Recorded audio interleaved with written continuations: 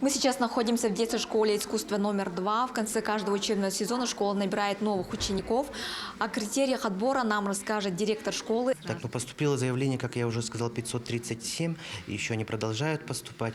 Желающих очень много. По каким направлениям? Это значит, конечно, хореографическое творчество, это вот одно направление. И второе – это музыкальное. Ну, музыкальное у нас здесь по видам инструментов – это фортепиано, скрипка, виолончель. Среди ударных, конечно, духовых и ударных – это флейта, валторна, труба и ударные инструменты. И также народные инструменты – это балалайка, баян, аккордеон, домбра. А какими на сегодняшний день должны быть воспитанники школы искусств? Ну, во-первых, конечно, это общий уровень культуры, да, общий уровень подготовки к школе, да, учащиеся должны быть подготовлены и, конечно, обладать какими-то ярко выраженными музыкальными задатками. Это, конечно, обладать, иметь хороший музыкальный слух, четкий ритм, координацию. А выпускники школы в дальнейшем куда поступают?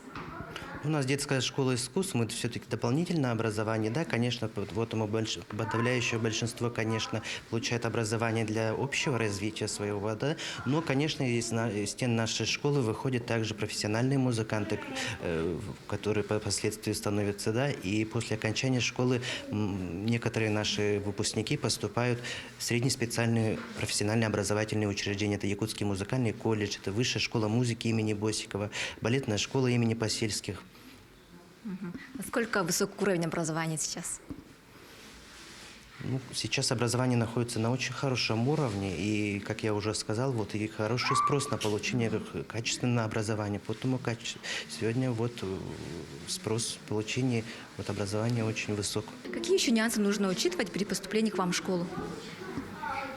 Какие-то особые критерии, если, допустим, именно должны быть именно дети с Якутска или вообще со всех уголков нашей республики к вам поступают?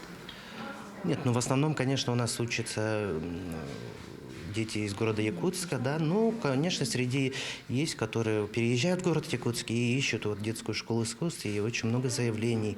И с переводами из других музыкальных школ приходят, с детских школ искусств республики. Спасибо. Ну вот и мы узнали о критериях поступления в детскую школу искусств номер 2. Пожелаем удачи.